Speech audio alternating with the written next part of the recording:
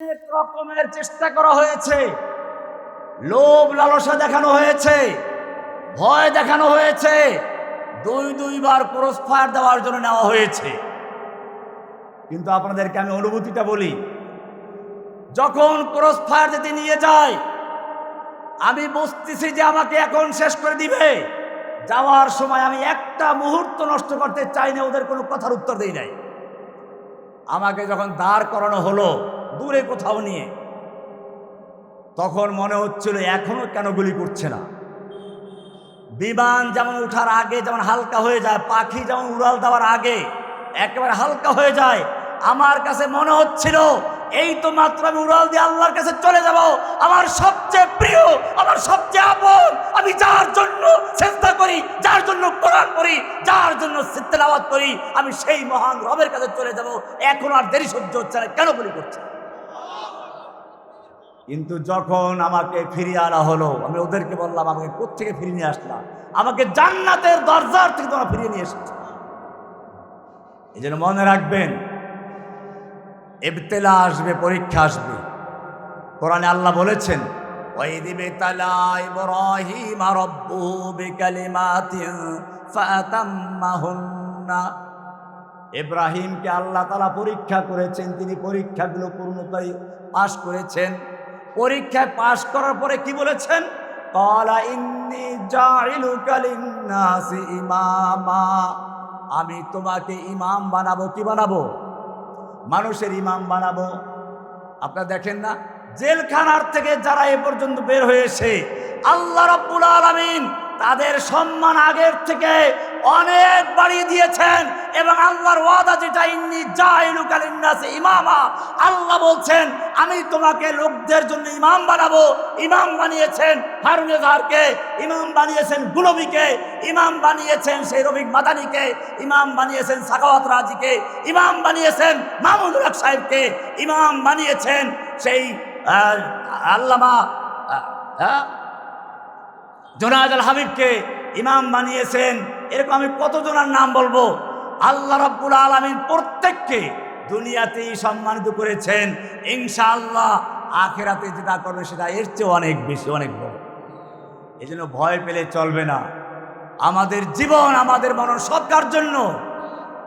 কুল ইন্না সালাতি ওয়া নুসুকি, বলো আমার সালাত, আমার কোরবানি, আমার ত্যাগ, ওয়া মাহইয়ায়া ওয়া মামাতি, আমার জীবন, আমার মরণ সব তার জন্য। আল্লাহ আমাদের জানমাল ক্রয় করেছেন কিসের বিনিময়ে? কোরআনের একটা আয়াত, খুব মজাদার আয়াত, সূরা তাওবার 111 নম্বর আয়াত। আল্লাহ তাআলা কি সুন্দর করে বলেছেন, ইন্নাল্লাহা আশতারা মিনাল মুমিনিন, নিশ্চয়ই আল্লাহ তাআলা ক্রয় করেছেন। কে ক্রয় করেছেন? বেচা কিনা করতে গেলে চারটা জিনিসের দরকার। কয়টা জিনিস দরকার? একজন বিক্রেতা, একজন ক্রেতা, পণ্য, মূল্য। কয়টা জিনিস হলো? এই আয়াতে খুব সুন্দর করে খেয়াল করেন, আল্লাহ বলছেন ইন্নাল্লাহা আশতারা, নিশ্চয় আল্লাহ ক্রয় করেছেন। ক্রেতা হচ্ছেন কে? বিক্রেতা কারা? মিনাল মুমিনিন, মুমিনদের থেকে ক্রয় করেছেন। কি ক্রয় করেছেন? আনফুসাহুম ওয়া আমওয়ালাহুম, মুমিনদের জান এবং মাল ক্রয় করেছেন। কি ক্রয় করেছেন? কিসের বিনিময়ে? বিআন্না লাহুমুল জান্নাহ, জান্নাতের বিনিময়ে। কিসের বিনিময়ে?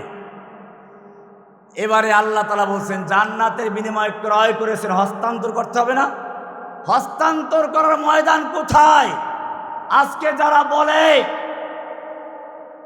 একটা কথা বলে, জিহাদ কে নাম পর ইসলাম মে বদবু ফैलाते हैं, জিহাদের নামে কিছু লোক ইসলামের ভিতরে দুর্গন্ধ ছড়ায়। জোরে বলেন নাউজুবিল্লাহ মিন যালিক। কত বড় না জঘন্য কথা।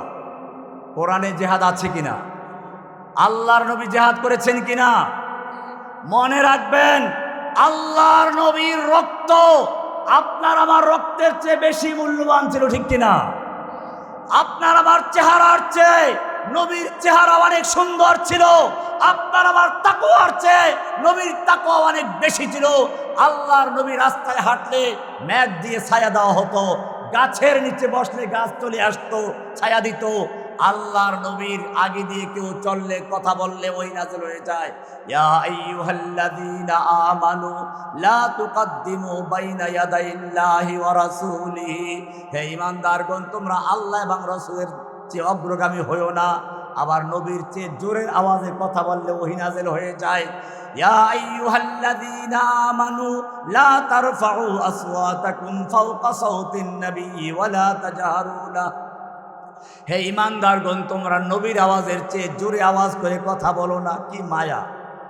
শুধু এ পর্যন্তই না, আল্লাহর নবী যখন রাত জেগে তাহাজ্জুদ আদায় করছেন, পা ফুলে যাচ্ছে, আল্লাহ তাআলা মায়াবী কণ্ঠে ডাক দিচ্ছেন, ইয়া আইয়ুহাল মুযাম্মিল কুমিল লাইলা ইল্লা কালিলা নিসফাহু আও ইনকুস মিনহু কালিলা, হে নবী আপনি একটু রাত্রে ঘুমান, অর্ধেক বা তার চেয়ে বেশি বা তার চেয়ে কম। আপনি যেরকম ভাবে ইবাদত করলে খুশি হন, আমি আল্লাহ আপনাকে ঘুমন্ত দেখলেও খুশি হই। কি সুন্দর কথা! এই নবী যখন তায়েফে মার খাচ্ছিল, আল্লাহ দেখতে পাচ্ছিলেন কিনা? আল্লাহর ফিরাবার ক্ষমতা ছিল কিনা? ফিরাইছিলেন? কেন ফিরান নাই? ফিরান নাই এজন্য যাতে করে কোনো ব্যক্তি বলতে না পারে আমাদের হুজুর এত বড় বুজুর্গ, মুরগি জবাই করতে ভয় পায়।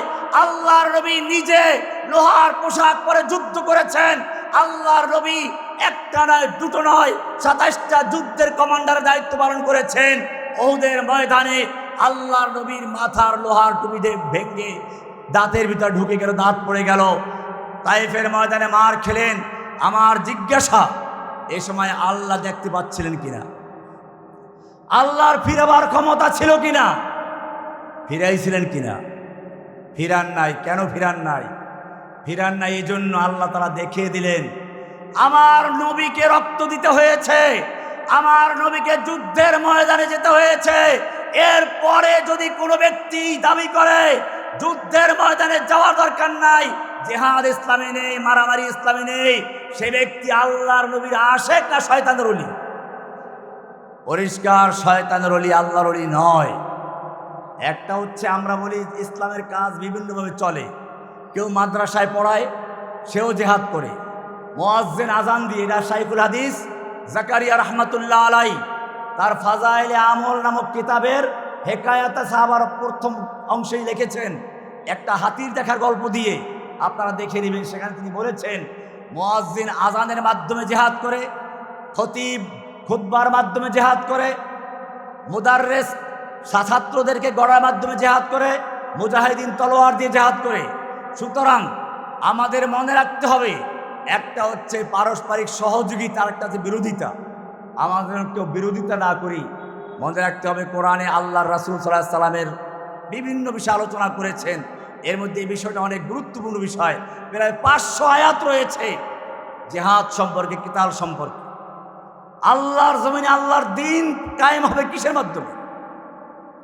এটা মনে রাখতে হবে। আমরা সকলেই দাবি করি, আল ইয়াউমা আকমালতু লাকুম দীনাকুম, আজকে আমি তোমাদের জন্য তোমাদের দ্বীনকে পরিপূর্ণ করে দিয়েছি। ইসলাম যদি পরিপূর্ণ হয়, আমার জিজ্ঞাসা, সেই ইসলাম কায়েমের পদ্ধতি ইসলামে আছে কিনা? যদি না থাকে তাহলে ইসলাম পূর্ণ হয় কি করে? যখন পূর্ণ দাবি করা হচ্ছে, তাহলে ইসলাম কায়েমের পদ্ধতি ইসলামে আছে। সেই পদ্ধতি কি গণতন্ত্র? সেই পদ্ধতি সমাজতন্ত্র? সেই